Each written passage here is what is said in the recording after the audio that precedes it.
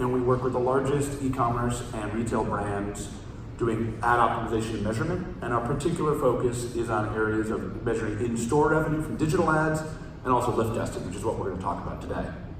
We're really excited to follow up after Chris Barrich's talk about the work we've all done together at Custom Ink, and we've got a lot more detail here, not only about what the benefits were, but how we actually do lift testing.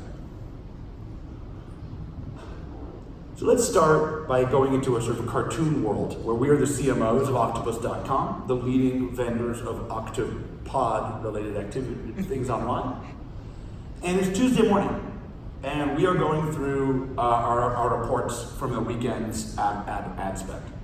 In our cartoon world, we actually are only running Facebook ads to two audiences. We're running them to cart abandoners and to new customers.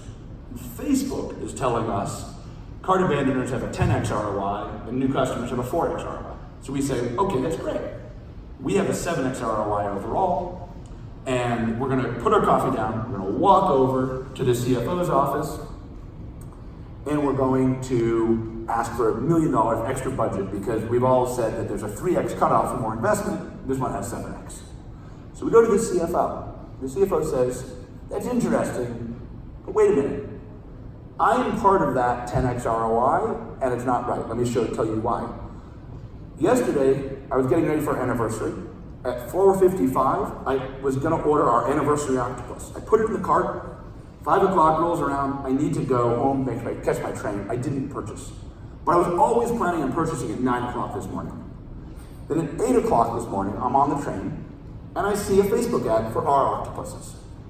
So when I did my purchase at 9 o'clock, which I was always gonna do, that shows up as being part of the ROI of cart abandoners. But that ad had nothing to do with my purchase, it just happened to precede my purchase. So I'm in that 10x ROI, but I know that 10x ROI isn't real. So no, you can't have $1 million. So in our cartoon world, we say, funny you should say that. We actually know what the real revenue impact of our ads is. We know that 70% of the revenue that cart abandoners are reporting is gonna happen anyway, but 30% of it is actually being caused by the ads. So yes, there is this issue, Mr. CFO. You're in the 70% that we're discounting. And so the real ROI of our ads, the revenue is being caused by our ads, is 3x for cart abandoners and 4x for new customers. So you then say to the CFO, look, our blended ROI of 3.5x is still higher than our 3x cutoff, so we should be increasing budgets. And because this is a cartoon, the CFO says, great, and he rolls out a hot tub full of $100 bills for you to spend on Facebook. So first benefit is you know what the ROI of your ads really are and how to set your budgets. And the second benefit is you know where to put the money. If you were looking at this data, you'd be moving money into cart abandoners because you think that has higher ROI. But if you look at the real data, you should actually be moving money the other direction from cart abandoners to new customers. So this data tells us not only how much money we should be spending, but also tells us where to put it. Now before I talk about how we're gonna get from our real world to this cartoon world, let me talk about a couple of vocabulary items.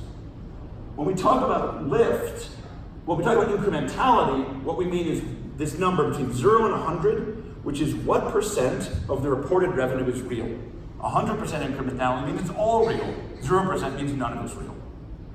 When we talk about lift, what we mean is what is the ROI or the revenue after adjusting for this incrementality. So gross ROI, which the platform reports, times incrementality is true ROI or true lift. So now let's talk about how we get from where we are now to this cartoon world. And first, you actually want to talk about who can do lift testing. And the answer is actually everybody. There's a misconception that a lot of these advanced measurement techniques are only available to e-com vendors. But actually, for the last few years, they've been available to people who have store and trying to track store revenue as well. So let me talk a bit about how store revenue measurement works before we even talk about lift testing. We can measure digital ads driving store revenue a couple of different ways. There's a technology that uses GPS, which is great for people in the suburbs with big parking lots like a Best Buy. There's a technology that uses a CRM integration, which is great for people who have a lot of PII data on their customers. And there are also older technologies using beacons. And these are all core technologies that are developed by Facebook that we've partnered with Facebook to develop more advanced measurement techniques on top of. And these are things that you can do lift testing and measurement for both store and digital outcomes. And one thing to notice that I'll show you in some data later on is that actually some of the best results we're seeing are for people who have in-store revenue and they're trying to increase that via digital ads, because these are very young ad technologies. They're very poorly adopted, and so this is an opportunity for a short period when very few people are doing these ads to capture really outsized ROI numbers. I mean, so they work for everyone. They work really well for in-store. Now let's talk about the problems that we're trying to fix with lift testing. So let's talk about 4 potential customers of octopus.com. I'm going to start by saying we've arbitrarily chosen that octopus.com uses a 7-day attribution window, meaning 100% credit for every purchase within 7 days and nothing after that. So we have a couple customers. First we have this person here. They see an ad on Monday at 9 a.m., 23 hours later they purchase. That's within the attribution window, so the pixel gives the ad credit, and it's right. That person did make a purchase based on their seeing of the ad, and the pixel gets it right. So score 1 for the pixel, for the attribution. Now we have Cuttlefish Charlize. She doesn't buy octopuses. Nothing you show her can get you her buy an octopus. So the pixel correctly sees she makes no purchase, and the pixel correctly gives 0 credit, and that all works too. But now let's talk about the situations where traditional attribution breaks. First, you have Slow Sam here. He needs to measure the enclosure to Summer Place to see if he can fit his octopus tank. So he doesn't make a purchase for 8 days after seeing the ad, but the ad did cause the purchase. It was just slow. But because we chose a 7-day attribution window, the pixel says it doesn't count. And that's wrong, because the ad did cause the purchase. Now we actually have the CFO issue, where the ad is shown on Monday, a purchase happens on Tuesday, the pixel says, hey, it happened within 7 days, so it counts. But in this case, the ad had nothing to do with the purchase, it just preceded the purchase. And for those of you that are larger brands that have a very high rate of normal purchase rates, this is the problem you're mostly having, which is you get these very high ROI numbers because you're counting revenue from ads where the ad precedes the purchase but it doesn't cause the purchase. So this is the big effect we're trying to fight here. So this actually illustrates a couple of challenges with traditional attribution modeling. So first off, we arbitrarily chose that it's a 7-day attribution window, and there's really no way to do that in a thoughtful data way. You basically just have to choose. And even if you get to choose right, it's not right for everyone. The 7-day window, if it's right for new customers, is certainly not right for past customers or site visitors. Another issue is this works very poorly for things like Cuttlefish life insurance. As we all know, Cuttlefish life insurance takes 20 impressions and 6 months to sell. There's no way this model will work for correctly figuring out what ad caused what purchase for a really long delayed purchase like financial services. And then lastly, the biggest issue is what you're measuring with traditional attribution is what revenue followed the ad, not what revenue was caused by the ad.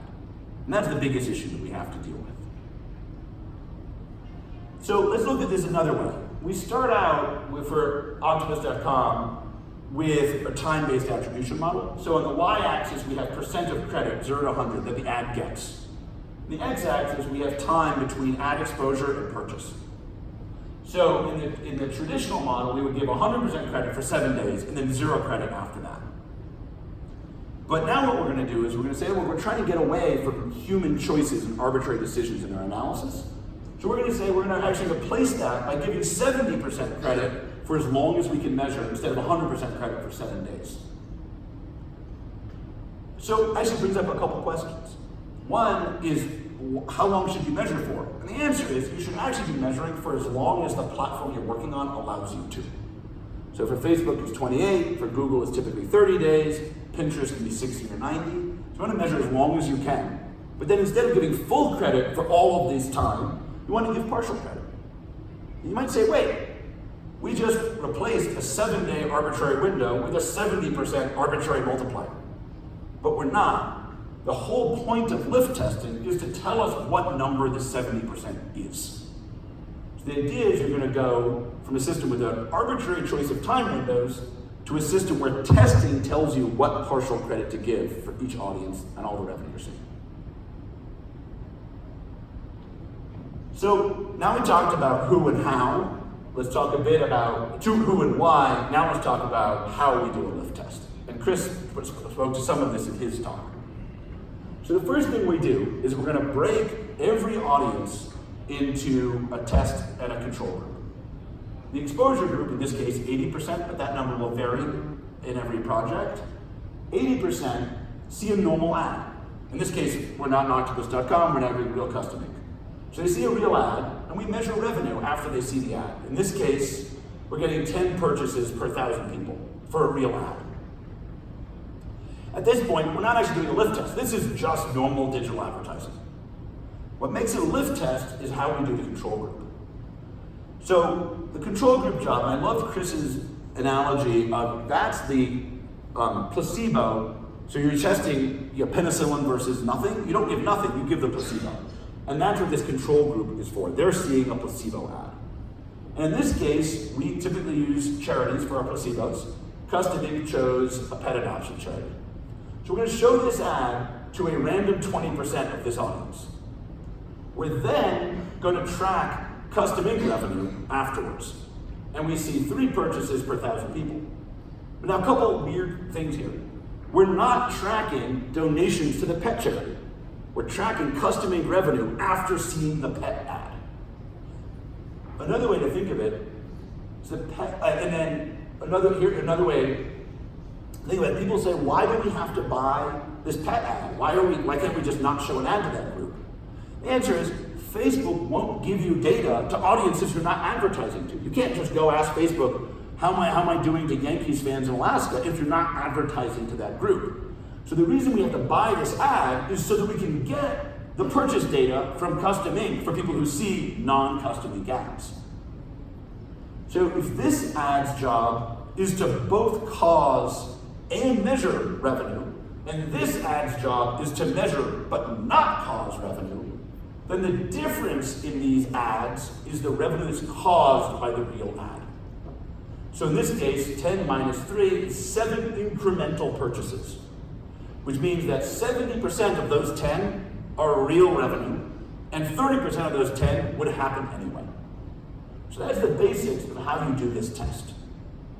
And what you'll see is we went from giving 100% of credit for 7 days of purchases to, in this case, giving 70% of credit to 28 to 90 days of purchases. So we have a couple of advantages. One, it's actually the right answer. So we can now be confident and accurate. Another thing, in this case, our attributed revenue went way up, which means we're now able to scale and drive revenue and growth. So this is one of those things where the devil is very much in the details. So let me talk about a couple of details that we've seen a lot of people struggle with when they try and do lift testing. The first one is you want to design your lift test to give you audience level results, not campaign level results. And this is not how most commercial packages are set up right now. The reason you need if you just have campaign level data, it will say Facebook is 50% incremental and it says 5x ROI. But obviously, some of your audiences are 90% and some of your audiences are 10%. If you don't have the audience level data, you'll know how much money to spend, but you won't know where to put it. So you want to get the audience level data, not the campaign level data. Another thing that's important to get right is you need to track your revenue everywhere, because you're tracking people for a long period of time and they will not stay in the funnel you put them in. So just because you're showing them ads for online purchases of Octopus doesn't mean they're not going to make in-store purchases of Octopus Chow 3 weeks later. And if you can't track it, you're not going to get good data. The good news is this set tracking is a lot easier to set up than it was 2 or 3 years ago. This isn't the hurdle it used to be. Another important thing is you want to use really great software to help you get small control groups. So let me talk a little bit about control groups. Remember, this is the group that's seeing the placebo ad. There's actually 2 costs to a control group. The first obvious one is you're buying ads for a pet adoption agency, not for yourself. So you have to pay for the ads. That's a real cost. But actually the bigger cost is you're taking, say, 20% of your customers and not showing them ads at all. right? So there's a very significant lost revenue opportunity to your control group. So because of these two issues of the real cost and the revenue opportunity cost, you obviously want to use the smallest control group you can. The challenge is if you use a really small control group, it won't typically give you the really granular data that you need from point one to get audience level data. And that's typically where you want to use high-end noise canceling software so that you can both use a small control group and get really granular data. But if you can't get that kind of access to those kind of tools, your best bet is to actually just use a really big control group because you do need the granular data. Now this fourth one is actually, it's very in the weeds, but it's something that 95% of the lift tests we've seen have gotten wrong, so I want to emphasize this. You need to make sure your control group sees no ads at all for 1 to 2 months before your lift test. Now let's pretend you don't do this, and you go straight from normal business into a lift test. So you have Becky here. On Monday, she sees an octopus ad. On Tuesday, she sees an octopus ad. On Wednesday, she sees an octopus ad. On Thursday, she's placed in a control group, and she sees the dog adoption ad. And on Friday, she buys an octopus. Should we credit that to the 3 octopus ads she saw on Monday, Tuesday, Wednesday, or should we credit it to Thursday's pet adoption ad? Now you can't answer that question, and because you can't answer that question, you've now screwed up your data. The way you solve this is you take your control group, you don't have to do this for your exposure group, and you show them no ads at all for typically 1 to 2 months. And this is something that very few tests do, and when they do it, they don't do it for long enough. And we've actually dug into a lot of data on this, and it's typically a month for .com retailers, and actually the dark period needs to be 2 months for in-store, which is much longer than most people realize. And lastly, you need to find the right partner. These tests are really, really hard. This is a major part of what we do for a living, and they are by far the hardest thing we do professionally. And there's a lot of details to get right. There's not something we've ever seen an advertiser do without a partner in some form. The good news is some of the partners are free, and you're probably already working with them. So probably the best known partner you could work with are the ad platforms. So Facebook has a tool called the Facebook Conversion Lift Study, which is similar to this test. Google has equivalent products, as do many other ad platforms. So the advantage of working on the ad platforms as partnerships is they're the cheapest choice. The setup is often very simple. The downsides are they have very large control groups, typically 50%. They have no audience level data. And then the last thing is there's this issue of perception of bias. Now let me be clear. I've actually worked with the Facebook team that built the Facebook Conversion Lift. I don't think there is actually bias. I think the tool is quite accurate. But keep in mind, one of the benefits you're trying to get is that you should walk into the CFO's office and say, I need more money. And if you're going to say to the CFO, Facebook tells me that Facebook has a 20x ROI, it doesn't get that far. Whereas if you say a third party says that Facebook has a 20x ROI, it gets a little further. So there is this issue with perception of bias from the platforms. Another option to work with for these lift tests is to work with the big measurement vendors. By far the best known in this space is ODC. The big advantage is that probably half of you already have contracts with ODC for some service in the digital marketing realm, so you don't have to onboard a new vendor. Disadvantages here is expense, no audience level data, and to be honest, a confusingly long delay on data delivery. So the last ODC test we took part in, the test happened before Labor Day, and the data didn't get delivered till after Black Friday, which, as you can imagine, left a big gap in our holiday planning. And your third option is to work with a measurement boutique. One example of such is Social Fulcrum, but there's many others of us. This is what we tend to do almost all day long, so we tend to be good at it. We can give you granular data, as can our competitors, in very small control groups. As an example of that, we work with BJ's Wholesale Club to measure the incrementality of Facebook ads for in-store revenue, and that control group is 5%, which is the smallest that we've ever heard of in the industry. And of course, we'd like to say there's no downsides whatsoever to working with a boutique measurement agency, but of course you do have to onboard a new vendor. So now let me talk a little bit about what results we typically see. So first, let's talk about incrementality over here. Typically, if you set it up right, you should be seeing prospecting incrementality close to 100%. When I say setting up right, I mean you need to be excluding your site traffic from your prospecting ads, and you need to be excluding your past customers from your prospecting ads. And if you do that, you should basically be seeing within the measurement error of 100% incrementality from prospecting. On the other hand, if we're targeting site traffic, you typically see 25 to 35% incrementality. And if you're targeting past customers, you typically see 35 to 45% incrementality. And let me actually dig in a bit here. What determines whether any given audience is on the low end or the high end of that range tends to be how fresh and recent that audience is. So let me explain.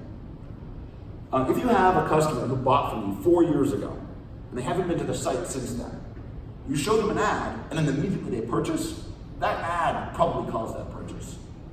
But if someone added to cart yesterday, and you show them a Facebook ad, and they make a purchase, odds are they were going to purchase anyway. Many people who add to cart purchase the next day. So typically what you'll see is that when you're looking at your older, staler audiences, the incrementality is much higher. And when you're looking at your more recent audiences of past customers or site traffic, the incrementality tends to be in the low end of these ranges. Now, so this number is the incrementality. What percent of the revenue is real?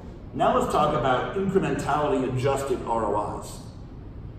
So BJ's Wholesale Club, which is a Costco type player on the East Coast, has publicly said they're getting 5 to 10x ROI on ads focused on existing members, driving them to make in-store purchases. And that's a project we've been working on for 4 years. They were actually the pilot project for all of Facebook's in-store revenue modeling. Custom Ink was at 5 to 15x lift when they were at tiny scale. And now that spend has increased almost 100x, they're at 3 to 5x. So it's a lower ROI, but net they're way ahead because there's so much higher ad spend. And then probably one of the more impressive numbers here is Peer 1. They just published a case study co-authored by Facebook and by us that they were seeing 15x ROI on new customer advertising driving in-store revenue in Q1. So these are not repeat, not site traffic, new customers for 15x ROI, which is a pretty tremendous result. And that number has gone to 25x in Q2. So this actually illustrates a couple of things. One, even with discounting down the results, these are still really attractive numbers. I mean, these are all numbers that CFOs will give you budgets on. And two, what you notice is that the people who have in-store revenue here have the highest returns. And this, we believe, is because we're in this period where there are these very sophisticated tools for using digital ads to drive store revenue, but very low adoption, so that these tools are underused and there's a big competitive opportunity. So not only if you have physical stores can you do measurement, but we would actually suggest rushing, because this is a short-term opportunity to capture ROIs that are probably not permanent as this marketplace gets a little more competitive.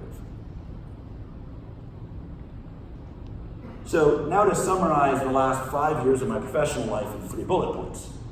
One, lift testing tells you what the real impact of your ads are. It tells you what your budget should be, and it tells you where you should be putting those budgets. 2, recent tests for in-store retail have been very, very strong. And there's probably a short-term opportunity for a year or 2 before the marketplace catches up to these numbers. And 3, you need to choose the right partner that fits sort of your budget and the complexity and needs of your testing. So I actually wanted to bring Chris Berejik back up. He didn't get a chance to do Q&A from his thing, so we were going to do joint Q&A here. We're happy to talk about client-side experience, or I'm happy to talk about the agency side and how the details of these tests.